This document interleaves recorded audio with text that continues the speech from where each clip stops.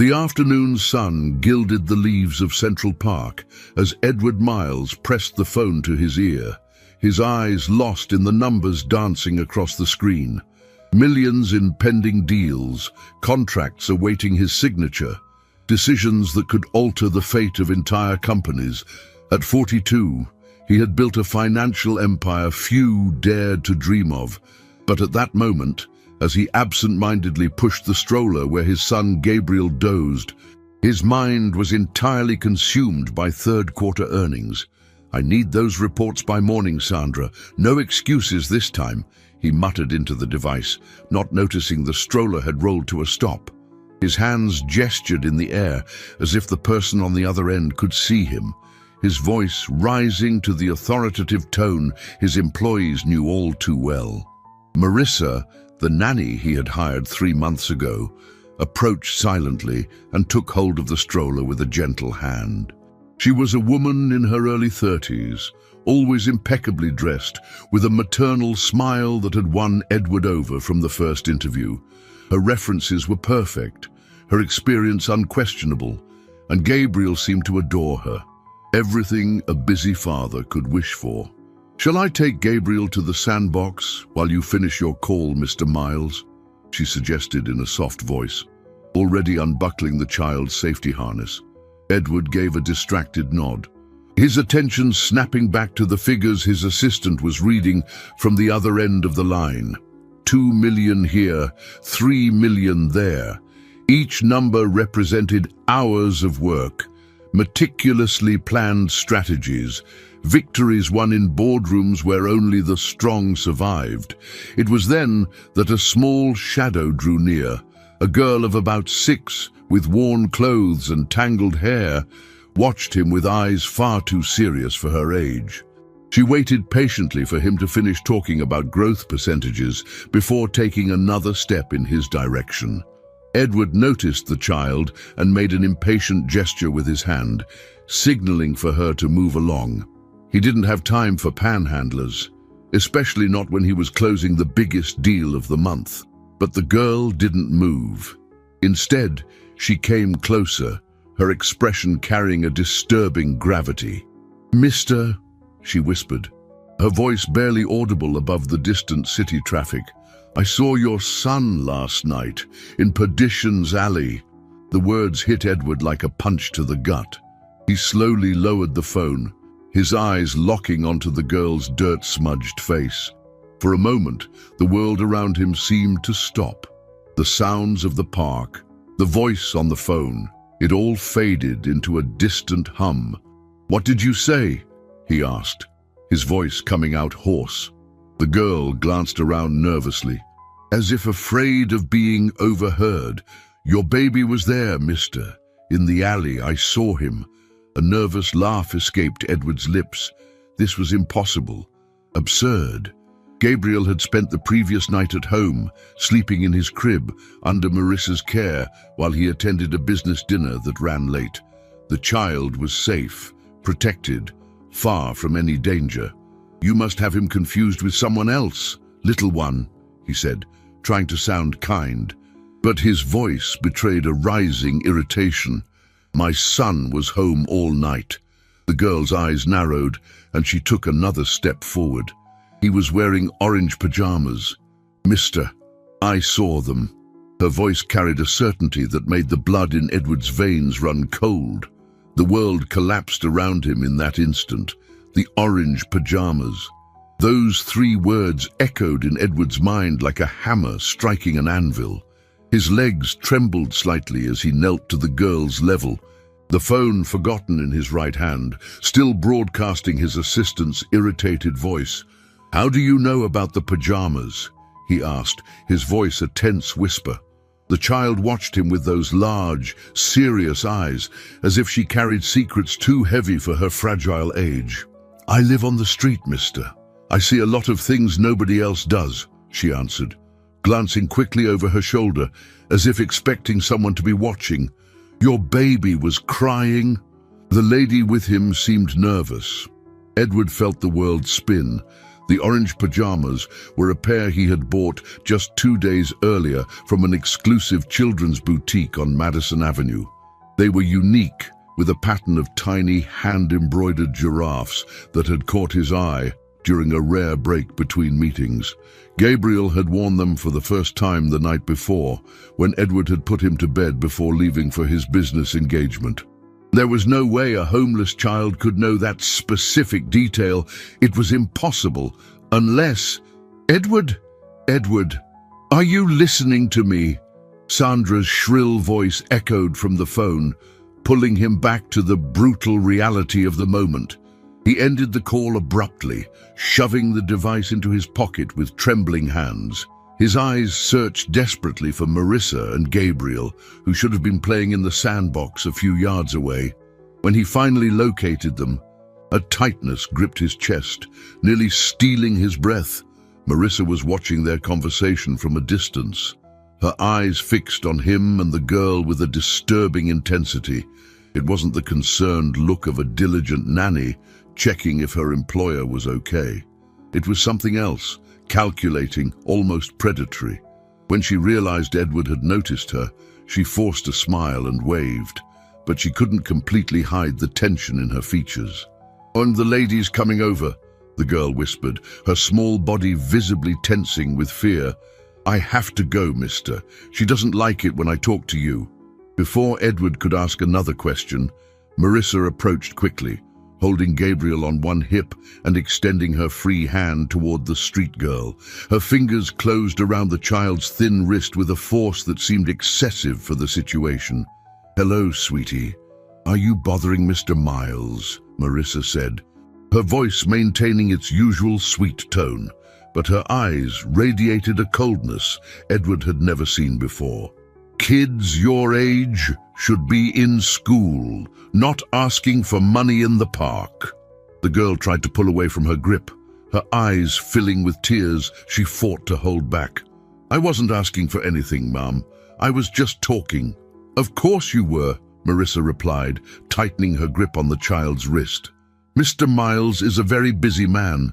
He doesn't have time for made-up stories." Her eyes met Edward's, and he saw something there that made him question everything he thought he knew about this woman. "Do you need any help, Mr. Miles?" Marissa asked, but the tone of her voice sounded more like a veiled threat than a genuine offer of assistance. Gabriel began to whimper in her arms, as if sensing the tension in the air. Edward opened his mouth to respond, but the words wouldn't come. The girl seized a moment of Marissa's distraction to wrench free from her grasp and bolt toward the bushes at the edge of the park, disappearing into the foliage like a frightened shadow. Marissa watched her escape with a smile that didn't reach her eyes. "These street kids will make up any story to get $1, she commented casually, adjusting Gabriel in her arms. "You shouldn't pay them any mind." But Edward couldn't shake the certainty in that little girl's voice, nor the genuine fear in her eyes when Marissa had approached. On the entire drive back home, Edward watched Marissa in the rearview mirror.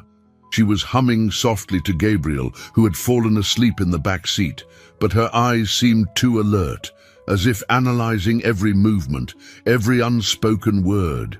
The silence in the car was thick, heavy with questions he didn't know how to ask without revealing his growing suspicions. Edward's mansion stood imposing at the end of the tree-lined cul-de-sac, its large windows reflecting the last rays of the afternoon sun. 40 rooms, a state-of-the-art security system, cameras on every external angle, a fortress he had built to protect his family, but which now seemed vulnerable in a way he had never considered, from an enemy who might be living inside it. "Marissa," he said casually as he parked in the garage, "how was last night? Did Gabriel sleep well?" She hesitated for a fraction of a second before answering, a nearly imperceptible pause that did not escape Edward's heightened senses. "He slept like an angel, Mr. Miles, fell asleep right after dinner and didn't wake up until this morning." "What time did he go down, exactly?" Edward pressed, pretending to check messages on his phone while watching her reactions in the reflection. "Around 8 o'clock, Marissa replied, her voice maintaining its professional tone, but her hands betrayed a slight tremor as she unbuckled Gabriel's car seat. We did bath time. He had his bottle and went straight to his crib. Didn't even cry during the night. Edward knew that was a lie. Gabriel was still adjusting to his new room and usually woke up at least twice during the night, crying until someone soothed him. It was impossible for him to have slept through the night without interruption. "And you stayed home the whole time?" The question came out with more intensity than he intended, causing Marissa to look up suddenly. "Of course, Mr. Miles. Where else would I be?"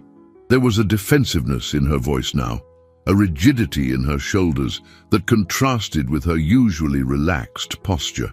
"You left very clear instructions about not leaving the house with Gabriel at night."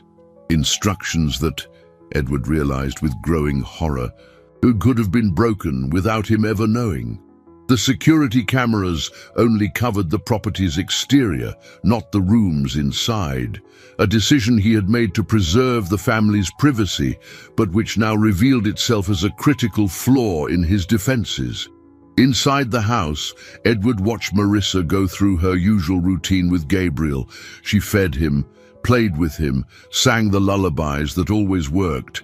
Everything seemed normal, but there was a theatricality to her gestures he hadn't noticed before, as if she were playing the part of the perfect nanny for an unseen audience. "Marissa," he said, trying to sound casual as he shuffled through documents on his desk, "do you know a place called Perdition's Alley?" The question caught her off guard. She nearly dropped the bottle she was preparing, her fingers clenching around the glass with enough force to turn her knuckles white. "Never heard of it." "Mr. Miles, is it somewhere in the city?" Her reply came too quickly, too rehearsed. "Why do you ask?" "Just curious," Edward lied, but he kept watching. "A child in the park mentioned the name. I thought you might know it." Marissa's face contorted into an expression she tried to mask quickly, but not before Edward caught a flash of what looked like panic. "Homeless kids say a lot of nonsense, Mr. Miles. You shouldn't listen to them." It was the second time that day she had mentioned street kids making up stories, and the coincidence did not go unnoticed.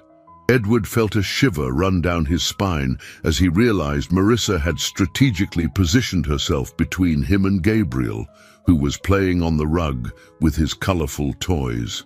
"I have a few engagements tonight," Edward announced, deciding to test a dangerous theory. "You'll be with Gabriel again." "Of course, Mr. Miles. You can rest easy." But there was something in her smile that didn't match her reassuring words. A poorly concealed anxiety, an anticipation that made Edward's stomach clench with fear. That night, he would pretend to leave, but he would remain hidden, watching. He had to find out the truth, even if it was more terrible than his mind could imagine. At 8 o'clock, Edward staged his exit with theatrical precision. He put on a dark suit, grabbed his car keys, and kissed Gabriel on the forehead, whispering, "A daddy will be back soon." That sounded more like a desperate promise than a casual farewell. Marissa watched from the living room doorway, her eyes following his every move with an attention that seemed excessive. "Don't worry about a thing, Mr. Miles. Gabriel will be safe with me," she said, her words carrying a double meaning that made Edward wonder if he was imagining threats where none existed. He drove to the end of the street, parked on a dark side road, and returned on foot, using the side entrance to the property that led to the backyard garden. Years of strategic meetings had taught Edward patience, but never had the wait been as agonizing as this. Hidden among the rose bushes his ex-wife had planted, watching his own home like an intruder. For the first hour, everything seemed normal. Marissa gave Gabriel a bath, fed him, and put him in his crib. She turned on the television and settled onto the sofa, apparently relaxed. Edward started to feel ridiculous, wondering if his paranoia was turning a dedicated nanny into a phantom threat created by his stressed mind. But then, around 10 o'clock, Marissa did something that froze the blood in his veins. She stood up silently, checked that Gabriel was asleep, and went to the kitchen, where she picked up the cell phone she had left on the counter.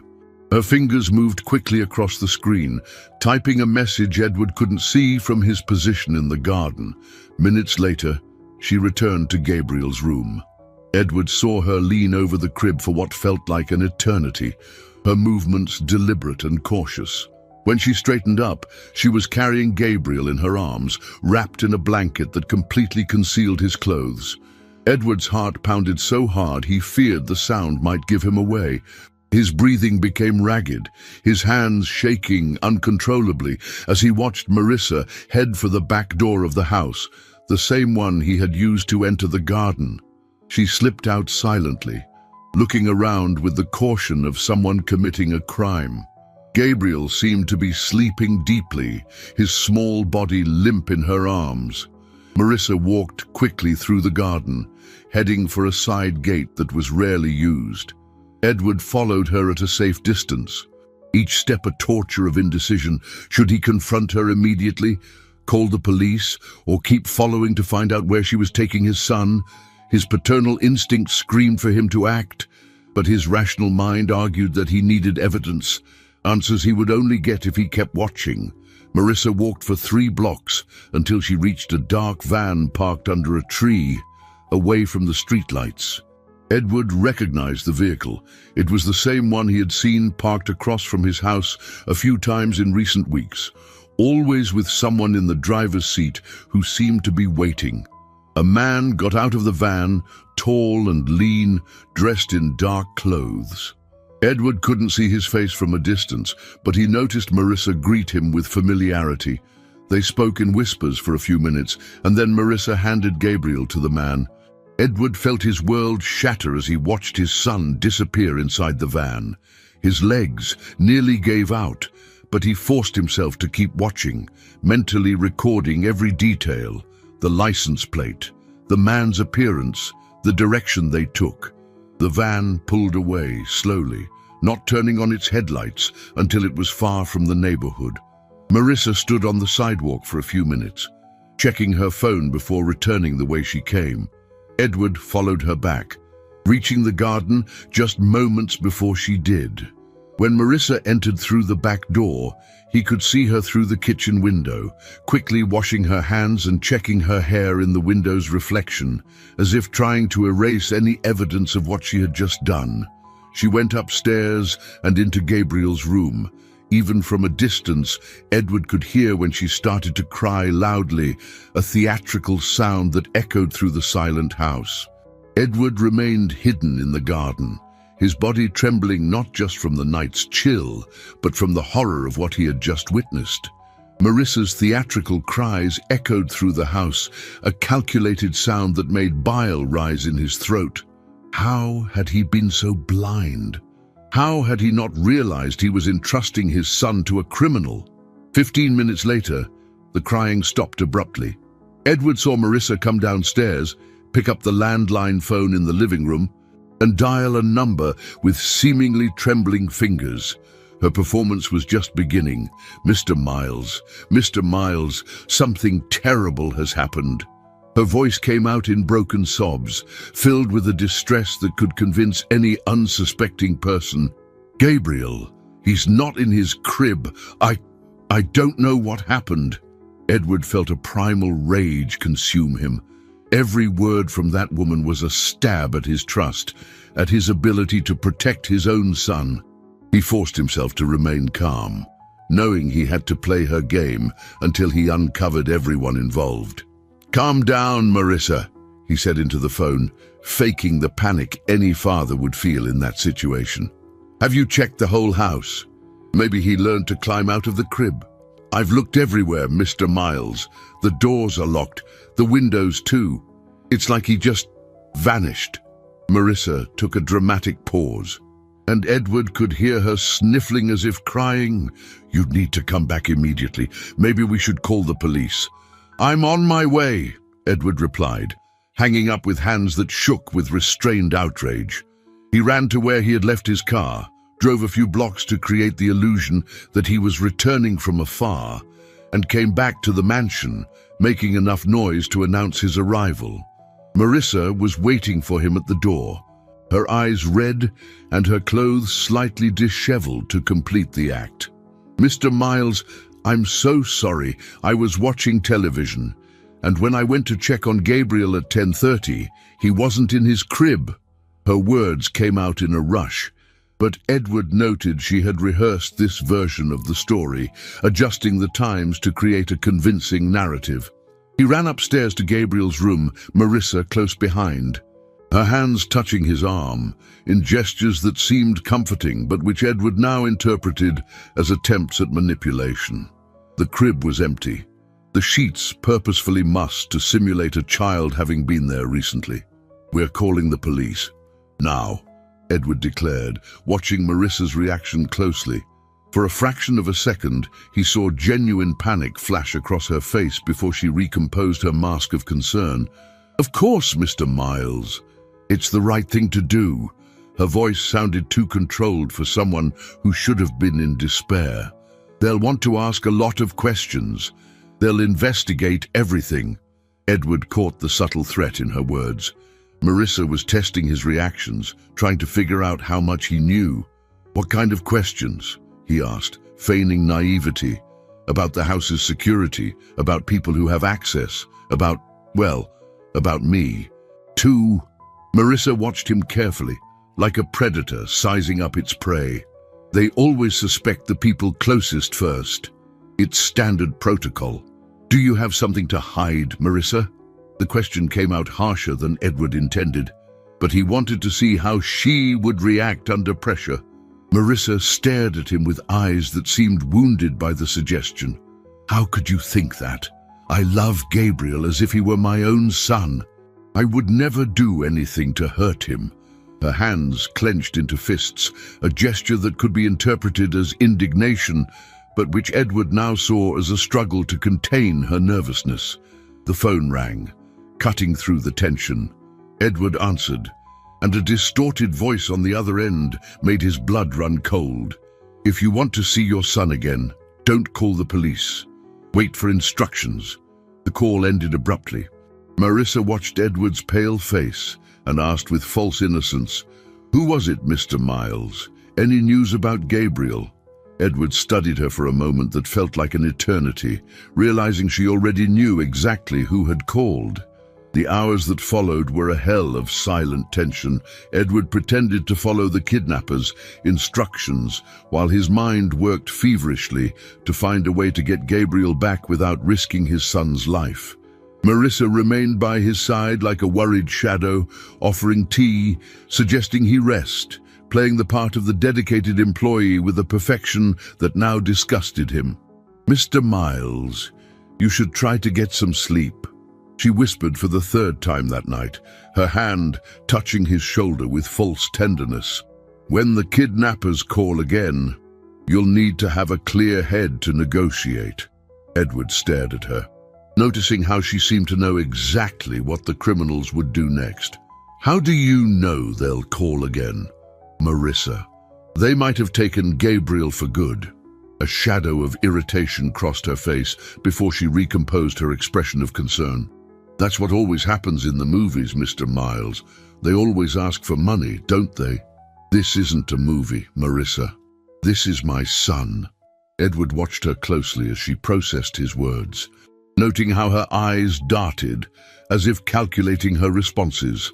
At 6 in the morning, Edward announced he had to leave to handle some banking matters, preparing for a potential ransom demand. Marissa offered to accompany him, but he firmly refused, claiming she should stay home in case the kidnappers called. Instead of going to the bank, Edward drove straight to the office of Robert Silver, a private investigator he had used a few times to run background checks on employees. Rob was an ex-cop, with connections in places Edward had never imagined needing to explore. "I need you to investigate this woman," Edward said, handing over a photo of Marissa he had taken from the hiring files. "I want to know everything about her. Everything. And I need the information today." Rob studied the photo with experienced eyes. Nanny trouble. It's more common than you think, Ed. People take advantage of wealthy families. Trust. It's more serious than you think, Edward replied, his voice laced with an urgency that made Rob sit up straight. My son disappeared last night, and I have reason to believe she's involved. For the next 3 hours, Rob worked with the efficiency of someone who knew the back channels of the information underworld. Calls were made, contacts activated, favors called in. Edward remained in the office, drinking cold coffee and pacing like a caged animal. Ed, you need to see this, Rob said finally, returning to the room with a grim expression. Marissa Carter doesn't exist. At least, not the Marissa Carter you hired. The investigator spread documents across the desk, like cards in a deadly game. The identity is a fake. The references she provided are for people who don't exist, or for fictional addresses. I managed to trace a few leads and found out her real name is Lucy Sanchez. Edward felt his legs weaken. Go on. Lucy Sanchez has an interesting history. 3 priors for fraud, 2 for criminal conspiracy. Even more interesting, she owes $300,000 to a loan shark known as the Shark, a man who doesn't take kindly to late payments. Rob pointed to a blurry photo taken from a security camera. She's been seen several times in the last 2 months, talking to this man here, Carlos Montenegro, a specialist in kidnapping children from wealthy families. The police have been after him for 3 years. Edward studied the photo, immediately recognizing the lean man he had seen in the van the night before. They planned this from the beginning, he muttered, more to himself than to Rob. There's more, the investigator continued. Montenegro is linked to a network of criminals who specialize in infiltrating staff into wealthy homes. They study routines, weak points, and then execute near-perfect kidnappings. Edward's phone rang, making both men jump. It was Marissa, her voice filled with a feigned urgency that now sounded grotesque to his ears. Mr. Miles, the kidnappers called. They want $2 million by noon tomorrow. They said if you call the police, you'll never see Gabriel again. She took a theatrical pause. Mr. Miles, are you okay? Your voice sounds strange. I'm on my way home, Edward replied, hanging up quickly. Rob watched him with concern. What are you going to do now? Edward gathered the documents from the table, folding them carefully before tucking them into his inner jacket pocket. I'm going to save my son. And I'm going to make this woman pay for every second of suffering she's caused me. Edward returned home with a plan forming in his mind. But everything changed when he found a white envelope slipped under the front door. His hands trembled as he opened it, immediately recognizing the elegant handwriting he had seen on hundreds of documents during his turbulent marriage. If you want to see Gabriel alive, come alone to the Grand Central Cafe at 3 p.m. Don't bring anyone, don't tell anyone, especially not the police or your private investigators. Yes, I know about Robert Silver. Helen, his ex-wife, Gabriel's mother. Edward felt the world spin as the implications of the message crystallized in his mind. Helen was involved in the kidnapping of her own son. The woman he had loved, with whom he had built a family, was part of a plan to destroy him using the child they had both created. Marissa appeared at the living room door just then, watching him with eyes feigning concern. Mr. Miles, are you all right? You look like you've seen a ghost. Edward quickly folded the note, hiding it in his pocket. I'm just worried about Gabriel, he lied, but his voice came out hoarser than he intended. Of course, that's natural, Marissa replied, but there was something different in her tone now, a subtle confidence, as if she knew she had the upper hand. The kidnappers said they would call again at 5 to confirm the payment details. Edward studied her, realizing she knew about the meeting with Helen. Everything was coordinated, every move calculated. He wasn't just dealing with a criminal nanny and a kidnapping ring. He was facing a conspiracy orchestrated by Gabriel's own mother. At 3 o'clock sharp, Edward walked into the Grand Central Cafe, a place he and Helen used to frequent when they were still married. The irony was not lost on him. Helen was sitting at a table in the back, wearing sunglasses and a hat that partially hid her face. But he would have recognized her anywhere. "You came," she said as he approached, her voice a mix of satisfaction and something that might have been remorse. "Where is my son, Helen?" Edward sat in the opposite chair, fighting to keep his voice low despite the rage boiling in his chest. "Our son," she corrected coldly. "Gabriel is my son too, Edward. Something you seem to have forgotten when you decided to cut me out of his life completely after the divorce." Edward clenched his fists under the table. "You lost custody because you abandoned Gabriel for 3 months to travel through Europe with your lover. The judge made his decision based on facts. The judge made his decision based on the expensive lawyers you could afford, and I couldn't," Helen retorted, removing her sunglasses so he could see the bitterness in her eyes. "You used your money to destroy me in court, Edward. Now I'm using other resources to get back what's mine. Gabriel isn't property, Helen. He's an innocent child who must be terrified, not understanding why he isn't home with people who love him." Helen laughed, a bitter sound that echoed through the nearly empty cafe. "People who love him. Like you, who spends 18 hours a day at work and barely knows his own son's favorite songs. Or like Marissa, whom you hired without properly checking her background." A chill ran down Edward's spine. "How do you know about Marissa?" "I recommended her to you, Edward. Not directly, of course, but I created the circumstances for you to find each other. The nanny agency where you found her received a very convincing recommendation for Marissa Carter." Helen smiled cruelly. "You've always been so predictable, so confident in your ability to control everything around you." Edward realized he had fallen into a trap that had been planned for months. "You orchestrated everything, hiring Marissa, the access to my house, the kidnapping." "I orchestrated a plan to get my son back," Helen interrupted. "Marissa had her own financial motivations. Carlos Montenegro and his crew have their specialties. I just coordinated the available resources. And Gabriel, what happens to him when you get what you want?" Helen hesitated for a moment, and Edward saw a crack in her cold facade.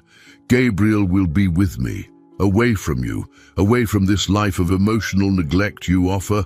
We'll go to another country where we'll start a new life." "You're insane if you think I'll allow that." Helen leaned across the table, her voice dropping to a threatening whisper. "You don't have a choice, Edward. Pay the $2 million, sign the custody transfer papers my lawyers have prepared, and Gabriel will live a happy life with me. Refuse and—" She didn't finish the sentence, but the threat was clear. Edward felt his world completely crumble as he realized the woman before him was no longer the Helen he had known, but a stranger consumed by revenge and capable of anything to get what she wanted. Edward left the cafe, with Helen's words echoing in his mind like a relentless hammer. Every step back to the car was a fight against the brutal reality he had just uncovered. He wasn't just facing criminals driven by greed, but a woman he had known intimately, had loved, and who was now willing to use their own son as a weapon in a private war. During the drive home, his thoughts turned to Gabriel's 2 years of life. How many important moments had he missed because he was stuck in endless meetings? How many times had he chosen to close a deal instead of reading a bedtime story? Helen was right about his neglect, and that truth hurt more than any financial blackmail. Marissa was waiting for him in the living room, looking anxious. "How was the meeting at the bank, Mr. Miles? Did you manage to sort out the money issue?" Edward looked at her with new eyes, seeing not just the criminal nanny he had discovered, but a pawn. in Helen's cruel game. "It's all being arranged," he lied, sinking into the armchair where he used to review contracts, but which now felt like an empty throne in a crumbling kingdom. "That's good," Marissa replied, but Edward noticed she was nervous, constantly checking the clock. "You look tired. Maybe you should rest a bit before the kidnapper's next call." "Marissa," Edward said suddenly, making her jump, "do you have children?" The question caught her off guard. For a moment, her professional mask slipped, revealing something vulnerable underneath. No, Mr. Miles. Why do you ask?" "Just curious," he lied again, but he continued to watch her. "It must be hard taking care of other people's children when you have debts to pay, especially debts to dangerous people." Marissa turned visibly pale. "I don't know what you're talking about. $300,000 is a lot of money, Lucy." The use of her real name made Marissa take a step back, her eyes wide with panic. "How did you find out?" "It's not hard to discover the truth when you have the right resources." Edward stood up slowly, keeping his voice calm despite the storm in his chest. "The question is, do you really want to do this? Destroy an innocent child's life to save your own skin?" Marissa Lucy began to tremble. "You don't understand. They'll kill me if I don't do what I promised. The shark doesn't forgive debts. And you thought kidnapping my son was the solution." "I didn't want to." The words came out in a desperate cry that echoed through the empty house. "I just needed a job, money to pay what I owe. When your ex-wife approached me with this proposal, it seemed like the only way out." Edward felt a pang of something that might have been compassion, but the image of Gabriel in the hands of strangers quickly smothered it. "Helen approached you. How?" "She knew about my debts, about my situation. She said she'd pay me $500,000 if I could get access to your son and follow her instructions." Lucy sank onto the sofa, the weight of her confession seeming to crush her shoulders. "I thought it would just be photographs. Information about the house's routine. I didn't know they were actually going to take Gabriel. But you took my son to those men last night." Genuine tears began to stream down Lucy's face. "They said it was just to scare you, to make sure you'd pay the ransom. They promised Gabriel wouldn't be hurt." Edward sat on the edge of the coffee table, keeping his distance but studying every expression on her face. "Where is my son now, Lucy?" "I don't know exactly. Carlos never told me the location, just that Gabriel was safe and would be returned as soon as it was all over." She looked up, her eyes pleading. "Mr. Miles, I swear I didn't want it to come to this. When I saw how much you love Gabriel, how he's such a happy child, I regretted it. But you did nothing to stop it." "I couldn't. They have pictures of me handing Gabriel over. Recordings of our conversations. If I betray them, I'll go to prison, and the shark will still kill me." Lucy sobbed. "I'm trapped, Mr. Miles. There's no way out for me." Edward processed the information, his analytical mind working even in the midst of the emotional chaos. "What if there was a way out? What if I could protect you from the shark and make sure you don't go to prison?" Lucy stared at him with a mixture of hope and disbelief. "In exchange for what?" "In exchange for you helping me get my son back." The silence that followed was thick, charged with possibilities and dangers. Lucy wiped her face with the backs of her hands, her breathing still ragged. "How?" "You know their routine, you know how they communicate, you have access to their contacts. You can pretend you're still following the plan while you're actually helping me find Gabriel." Edward leaned forward. But I need to know right now. Are you with them, or are you with me?" Lucy closed her eyes for a long moment. When she opened them again, there was a determination that hadn't been there before. "I'm with Gabriel. That child doesn't deserve to go through this because of the mistakes of adults." Edward felt the first flicker of hope in hours, but he knew the game had just begun. Trusting Lucy was a calculated risk that could cost Gabriel his life. But Edward knew he needed someone on the inside. For the next 2 hours, They worked together, creating a plan that hinged on perfect timing and considerable luck. Carlos will call at 5 to confirm the payment details, Lucy explained, her hands still trembling slightly. He always uses burner phones, so tracing the call will be impossible. But I know how he thinks. I know his patterns. Edward took notes on a pad, his business mind finally finding a productive focus for the first time since the nightmare began. What kind of patterns? He never keeps the kids in the same place for more than 24 hours. He's paranoid about location, but he has one rule. He always chooses abandoned places with multiple escape routes. Lucy paused, biting her lip nervously. There are 3 places he uses regularly in the city: a warehouse in the industrial district, an abandoned house in the North End, and a depot near the docks. How do you know this? Because he showed me photos of the places when he was explaining the plan, said I needed to know the facilities where Gabriel would be held. Her voice was laced with disgust. He wanted me to know that my product would be well cared for. Edward felt a surge of rage at hearing his son referred to as a product, but he forced himself to stay focused. And Helen? Will she be there during the exchange? I don't know. Carlos never mentioned details about her beyond the initial payment he received. Lucy hesitated. But I can try to find out during the 5 o'clock call. When the phone rang promptly at 5, Edward watched Lucy answer with a performance that rivaled professional actors. Her voice was controlled, businesslike, with no trace of the despair she had shown hours earlier. Carlos? Yes, everything's fine here. Mr. Miles has the money. She glanced at Edward, who nodded, confirming their rehearsed script. He wants proof that Gabriel is okay before he makes any transfer. Edward could hear Carlos's rough voice on the other end, but couldn't make out the words. Lucy asked several seemingly innocent questions that Edward recognized as attempts to extract information about the location. I understand. And how much time do we have to arrange the drop? A pause. A noon tomorrow is too short, Carlos. The bank needs at least another longer pause. Right, 2 p.m. Then, and the location. Edward leaned forward, every muscle tense as he waited for the answer that could determine his son's fate. The depot near Pier 47. Yes, I know where that is. Lucy quickly scribbled on a piece of paper, just Mr. Miles, as agreed.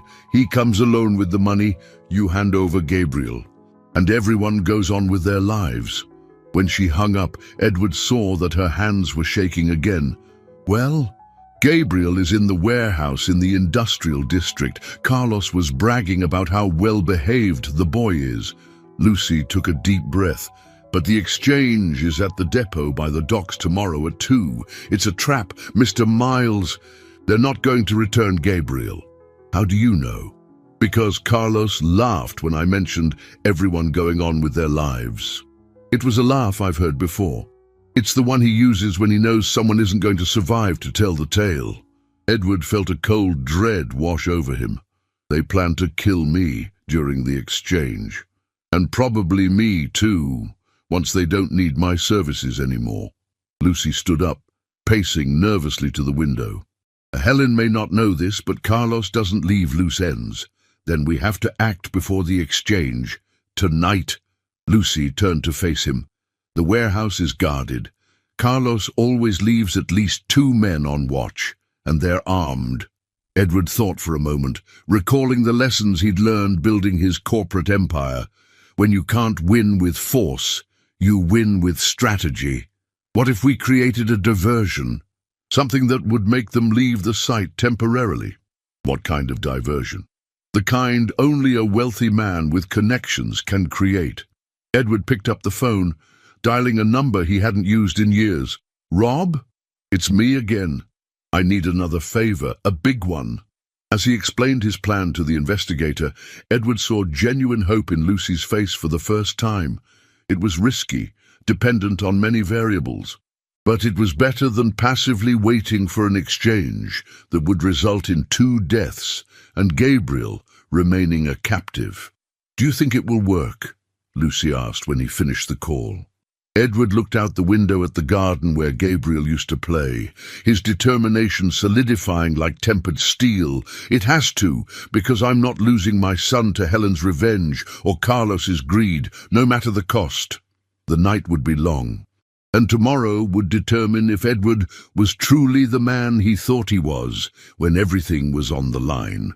At 10 o'clock that night, Edward and Rob met in a deserted parking lot 3 blocks from the industrial district. The investigator had brought 2 of his most trusted men, ex-cops who now worked in private security and knew the unwritten rules of delicate operations. "I have to admit, Ed, this is the riskiest plan I've ever agreed to," Rob said, checking their communication gear for the 3rd time. "If anything goes wrong, we're dealing with armed criminals who won't hesitate to use violence." Edward adjusted the bulletproof vest Rob had insisted he wear. The gear was uncomfortable, heavy, a physical reminder of how far his life had deviated from corporate normalcy. "Gabriel is 2. Rob, he must be terrified, not understanding why he's not home. I can't let him spend another night in their hands." Meanwhile, back at the mansion, Lucy executed her part of the plan with surgical precision. She had called Carlos, feigning panic as she reported that Edward was acting strangely, asking questions about Gabriel that suggested he was growing suspicious. "He's onto something, Carlos," she whispered into the phone, her voice filled with a convincing urgency. "I think he's found out about me. Maybe we should move up the timeline." On the other end, Carlos swore under his breath. That wasn't the plan, Lucy. We can't change everything now. What if he calls the police? What if he decides not to pay the ransom?" Lucy let desperation seep into her voice. "You said you had everything under control, but he's acting like someone who knows more than he should." There was a long pause, during which Lucy could hear Carlos weighing his options. "I'll send Rat and Gordo to check for any suspicious movement around his house. If he's tried to call someone, we'll know." It was exactly the reaction Edward had predicted. Carlos was being forced to split his resources, sending 2 of his men away from the warehouse where Gabriel was being held. With only 1 or 2 guards left, the odds of a successful operation increased significantly. At 11:30, Edward received the confirmation he was waiting for.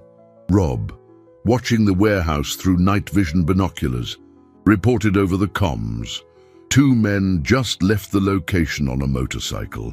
That leaves 1 vehicle and, it seems, 1 guard on the perimeter. Edward felt his heart race. Now, Rob confirmed. The approach to the warehouse was tense and methodical. Edward had never been part of anything remotely like a rescue operation, but his experience in high-stakes negotiations had taught him to remain calm under extreme pressure. Every step through the shadows of the industrial district was calculated, every breath controlled. The warehouse was larger than Edward had imagined, with high, dark windows that revealed nothing of the interior. Rob signaled for his men to position themselves at the side entrances, while he and Edward approached the main one. "Remember," Rob whispered, "our priority is Gabriel. If things go sideways, you run with him and don't look back." Through a broken window pane, Edward caught a glimpse of the dimly lit interior. His heart nearly stopped when he saw a small figure huddled in a corner, clutching a teddy bear he recognized immediately. Gabriel was alive, apparently unharmed, but visibly frightened. A large man paced the warehouse floor, speaking softly into a cell phone. He was the guard who had been left to protect Carlos's investment. Edward studied his movements, noting he seemed relaxed, confident in the location's security. "Now I find out what it really means to be a father," Edward murmured to himself, feeling a resolve he had never experienced in any boardroom. Rob gave the signal, and the operation began. The guard never knew what hit him. Rob's men moved with professional efficiency, neutralizing him before he could react or raise an alarm. Within minutes, the warehouse was secure. Edward rushed to Gabriel, who recognized him instantly and reached out his small arms, crying with relief. "Daddy, Daddy!" the child cried, his voice echoing through the empty warehouse. "I'm here, my love. Daddy's here," Edward whispered, hugging his son tightly, feeling tears he didn't know he was shedding wet his face. "You're safe now." But even in that moment of absolute relief, Edward knew the real battle wasn't over. Helen and Carlos were still out there, and revenge was a powerful motivator. The ride home with Gabriel in his arms should have been a moment of absolute triumph, but Edward knew he had kicked a hornet's nest. Carlos would discover the rescue within hours, and his reaction would be violent and unpredictable. Men like him didn't accept defeat without retaliation. "We need to get out of the city immediately," Rob said as he drove through the empty pre-dawn streets. "Carlos has contacts everywhere. When he finds out he's been played, he'll mobilize every resource to find you and Gabriel." Edward looked at his son, who was asleep in his arms, exhausted by the hours of terror. Gabriel clutched the teddy bear even in his sleep, his small fists clenched as if still fending off nightmares. "What about Lucy?" She held up her end of the bargain. "She's on her way to the airport with fake documents I got through some contacts. In 3 hours, she'll be in another country, far from the reach of both Carlos and the shark." Rob checked the rearview mirror for the 5th time in 2 minutes. "But you have a difficult decision to make." "What decision?" "Helen doesn't know Gabriel has been rescued yet. She'll show up at the exchange tomorrow, expecting to receive $2 million and finalize the custody transfer." Rob paused, choosing his words carefully. "This might be your only chance to confront her directly and end this once and for all." Edward considered his options as he watched the city lights flash by. To run would mean always looking over his shoulder, with no guarantee Helen wouldn't try again. To confront her meant risk, but also the possibility of a definitive resolution. "I want her to pay for what she did," Edward muttered, his voice filled with a cold determination. "I want her to understand the consequences of using our son as a weapon."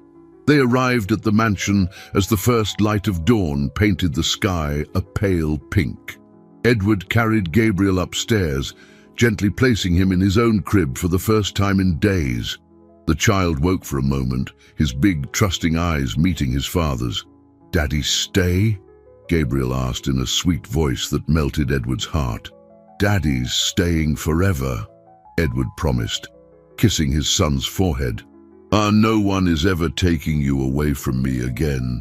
But even as he made that promise, Edward knew Helen would not accept defeat easily. Lucy's phone, which he had kept to monitor communications, began ringing incessantly at 6 in the morning. Carlos had discovered the empty warehouse. "Where is the kid?" Carlos's voice roared through the device when Edward answered, pretending to be Lucy. "The warehouse is empty. My men were found trussed up like pigs." Edward modulated his voice, trying to mimic Lucy's tone. "I don't know anything. I've been here at his house since last night." "Liar! You betrayed me!" Carlos was clearly out of his mind with rage. "I'm going to find you, and when I do, you'll wish you'd never been born." The call cut off abruptly, leaving Edward certain that Carlos was mobilizing all his resources for a desperate hunt. But there was something more unsettling. If Carlos was as surprised as he sounded, it meant Helen didn't know about the rescue either. Edward's phone rang 2 hours later. It was Helen, her voice tense but controlled. "Edward, I trust you're prepared for today's exchange. I have the custody transfer papers ready." "I'll be there," Edward replied, keeping his voice neutral despite the rage boiling inside him. "And Edward, don't try anything clever. Carlos has assured me he has everything under control." There was a coldness in her voice he'd never heard before. "After today, Gabriel will have a better life, away from your neglect." Edward squeezed his free hand until his knuckles turned white. "We'll see." Rob arrived at noon with a detailed plan for the confrontation. "I have men positioned around the depot. If Helen shows up alone, which I believe she will, we can surround her and force a confession. But if Carlos is with her, he'll be desperate and dangerous, Edward finished. A wounded animal. Exactly, and wounded animals do unpredictable things. Rob checked his weapon, a gesture that made Edward realize just how far they had come since this all began. There's still time to change your mind, Ed. We can just hand the evidence over to the police and let them handle it. Edward looked out the window to the garden, where Gabriel was playing under the supervision of a hired security guard. His son was safe, but that wasn't enough. He needed to be sure Helen would never be a threat again. No, Edward said firmly. This ends today. It ends with me looking into the eyes of the woman who was willing to destroy her own son's life for revenge. He turned to Rob, his eyes as hard as steel. Let's go to the meeting. The depot near Pier 47 was a labyrinth of rusted containers and silent cranes, where the smell of sea salt mingled with diesel and decay. Edward arrived promptly at 2, carrying a briefcase that was supposed to contain $2 million, but was actually filled with newspapers cut to the size of banknotes. Helen was already there, leaning against a blue container, dressed in dark clothes and sunglasses despite the overcast sky. She looked smaller than Edward remembered, more fragile, but there was a tension in her posture that suggested a coiled snake ready to strike. Punctual as ever, she said as Edward approached, her voice echoing between the metal structures. Where's the money? Edward held up the briefcase. Where's Gabriel? He'll be here in a few minutes. Carlos is bringing him. Helen took off her glasses, revealing eyes Edward barely recognized, cold, calculating, void of the warmth that had once drawn him in. I hope you've learned something from all this, Edward. I've learned a lot, Edward answered, keeping his voice calm despite the hatred simmering in his veins. I've learned I never really knew my son's mother. Helen laughed, a bitter sound that echoed off the empty containers. You never knew me, Edward. Our entire marriage. You only saw what you wanted to see, the perfect wife, the dedicated mother, the decorative piece at your business functions. And that justifies kidnapping our own son. It justifies taking back what's mine. Helen's mask of control slipped for a moment, revealing the rage consuming her. You took Gabriel from me with money and expensive lawyers. I just used the resources available to me. Edward took a step forward, studying the face of the woman he had once loved, resources that included armed criminals and death threats. Carlos was more extreme than I expected, Helen admitted, but her voice carried no real remorse. But it worked. You're here, with the money, ready to sign the papers that will give me custody of Gabriel. And where are these papers? Helen gestured to a leather portfolio leaning against the container behind her. All legal, prepared by competent attorneys. You sign, transfer the money, and Gabriel and I disappear from your life forever. Forever, Edward repeated, savoring the words. You mean you plan to take my son to another country, where I'll never see him again? Gabriel will be happy with me, away from your obsession with work, away from the emotional neglect you call fatherhood. Helen pushed off the container, circling Edward like a predator sizing up its prey. He'll grow up knowing he's loved, not just a convenient prop for a family photo. Edward felt each word like a blade, mostly because there was truth in so many of them. He had been an absent father, obsessed with financial success at the expense of emotional presence.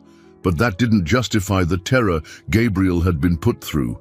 And if I refuse, Edward asked, then Carlos will execute Plan B, Helen answered with a coldness that made Edward's blood run cold.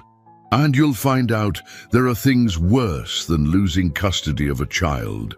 It was in that moment that Edward knew for sure. She had no idea that Gabriel had been rescued, that Carlos had been duped, that the entire plan had crumbled overnight. She was standing there believing she was still in control. Helen, Edward said softly, there's something you need to know. The only thing I need to know is whether you're going to sign these papers or not. Edward opened the briefcase, revealing the cut newspapers.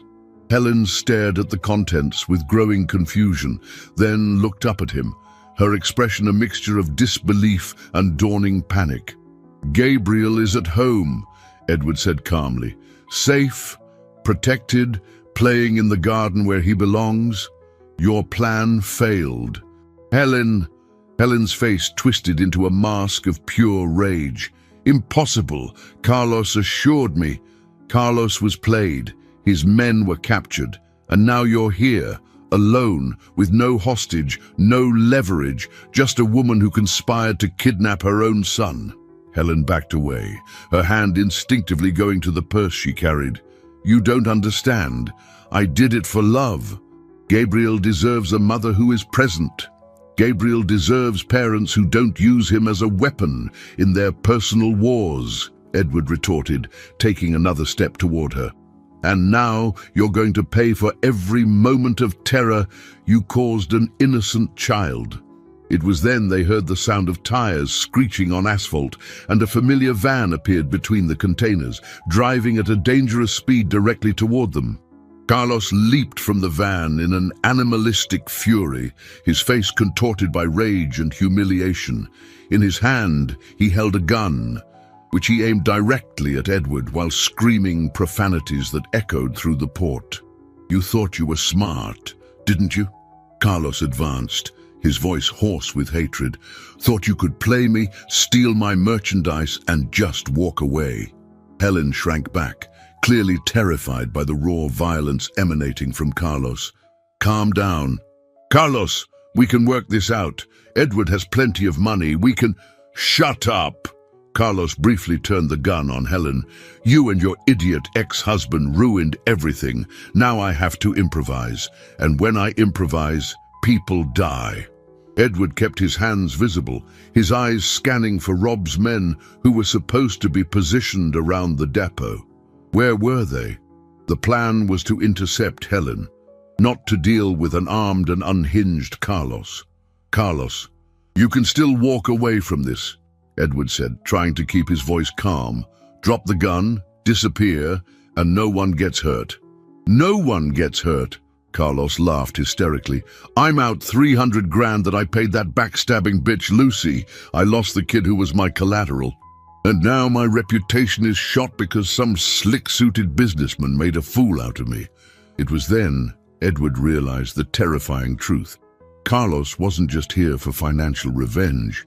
He was here to reclaim his reputation in the criminal underworld, and that meant he had to prove that no one could cross him and get away with it. "You're going to give me $2 million for my trouble," Carlos continued, "and then I'm going to kill you and your ex-wife to set an example. No loose ends." Helen turned completely pale. "Wait, Carlos, I hired you. We're partners. You were useful when you had a working plan. Now you're just a liability." Carlos aimed the gun back at Edward. "Call your bank. Wire $2 million to the account I'm about to give you. Now." Edward pretended to reach for his phone, but he was actually activating a device Rob had given him, an emergency beacon that would alert the positioned men. "The banks are closed. It's Saturday." "Liar!" Carlos was visibly losing control. "Online banking, the app, something." "I can try," Edward said, buying time while praying Rob had received the signal. It was Helen who broke the tension, making one last desperate plea. "Edward, you don't understand. I did all of this for Gabriel. He needs a mother who is present." "Present?" Edward stared at her in disbelief. "You traumatized our son, Helen. He spent hours terrified, not understanding why he wasn't home. How is that being a present mother? I was going to explain everything once we were away. He would have understood that I saved him from a life of neglect." "You didn't save anyone," Edward retorted, his voice filled with a profound sadness. "You destroyed any chance we had of a civil relationship for Gabriel's sake. You chose revenge over love." Carlos cut off the argument with a sharp gesture of his gun. "Enough talk. 2 dead bodies will solve all my problems." But before he could pull the trigger, Sirens blared through the port, and police cars swarmed in from all directions. Rob had kept his promise of having a backup plan. Carlos looked around in a panic, realizing he was surrounded. For a terrifying moment, Edward thought he would open fire anyway, turning the capture into a bloodbath. But the sight of so many armed officers finally broke his bravado. Not worth it, Carlos muttered, dropping the gun to the ground.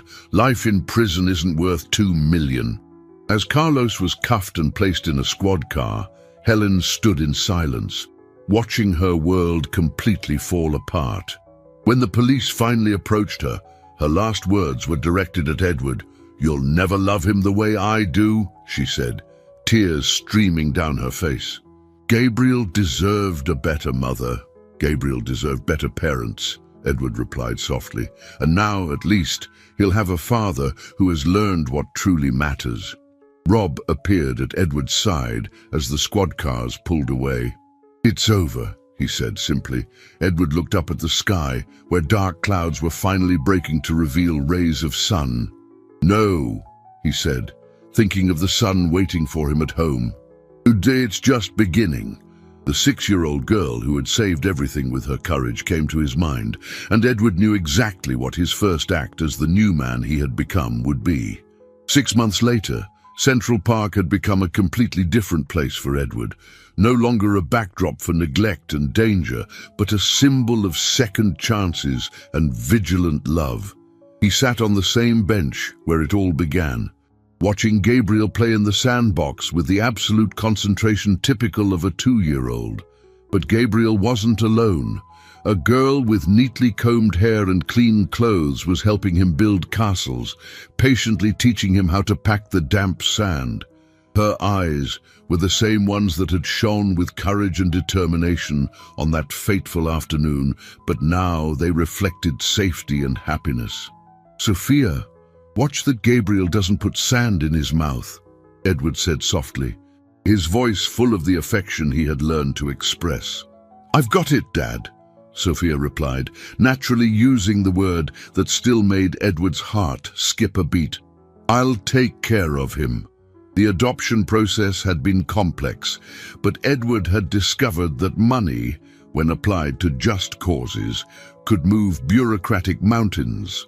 Sophia had undergone full medical exams, therapy to deal with the trauma of living on the streets, and was now attending a private school where she quickly excelled with her sharp intelligence. "Mr. Miles!" A familiar voice made him turn. It was Lucy, but a completely transformed version of the woman who had conspired against his family. Her hair was shorter, her face showed signs of inner peace, and she was holding the hand of a small child. "Lucy." Edward stood, extending a hand in a cordial greeting. "How are you?" "Good." "Very good." She smiled genuinely for the first time since Edward had met her. "I got a job at a preschool in Portland. Ironic, isn't it? Now I'm taking care of kids for real, protecting them instead of putting them in danger." The child beside her, a boy of about 4, watched Gabriel and Sophia with shy curiosity. "This is Matthew," Lucy explained. "My nephew. I've been taking care of him since my sister, since she couldn't anymore." Edward nodded, understanding without needing details. "Would you like them to play together? Matthew would love some new friends."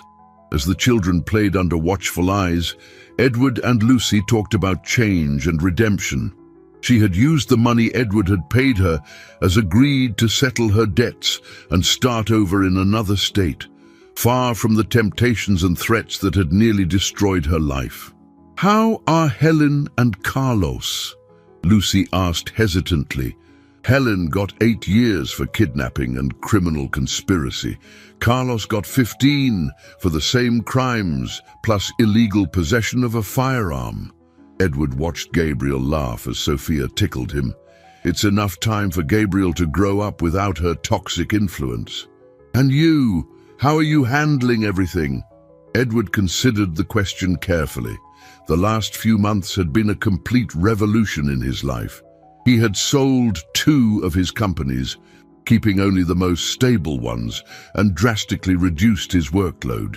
He was now home every day by 5, had dinner with the kids, read bedtime stories, and never answered a business call after 7 p.m. I discovered that being truly rich has nothing to do with money, Edward answered. It's about having time for the people you love. Sophia ran up to him just then, holding a yellow flower she had picked. For you, Dad, because you saved our family. Edward took the flower, his hands trembling slightly with emotion. No, sweetheart, you saved our family. Your courage saved Gabriel and taught me what it really means to be a father. Sophia smiled and ran back to play with the boys, leaving Edward to reflect on the events that had transformed his life. The brave girl who had whispered terrifying words in this very park had become his daughter. The person who had taught him that family isn't just determined by blood, but by love, protection, and presence. There's one thing I've always wanted to ask, Lucy said. How did Sophia know about the orange pajamas? Edward smiled, watching his adopted daughter teach Gabriel how to make sand cakes. She told me the truth a few weeks after the adoption. She saw Marissa photographing Gabriel in the alley, but she didn't understand what was happening until she saw me with him in the park. That's when she realized Gabriel was in danger and decided to warn me. A 6-year-old connecting dots that adults couldn't. The streets teach observation and survival in ways we privileged folks never have to learn. Edward stood up, checking the time. It's time for the kids. Snack. Sophia insists on a strict routine for Gabriel. As they walked toward the car, Edward paused for a moment to look at the park one last time that afternoon. The place where he had nearly lost everything had become the symbol of his redemption as a father and as a human being. Sometimes, Edward said to Lucy, the smallest voices carry the most important warnings. And sometimes, saving someone else is how you save yourself. Gabriel slept peacefully in the back seat while Sophia hummed softly. And Edward drove home knowing he had found true wealth, a family built on love, protection, and the presence that matters more than any material fortune.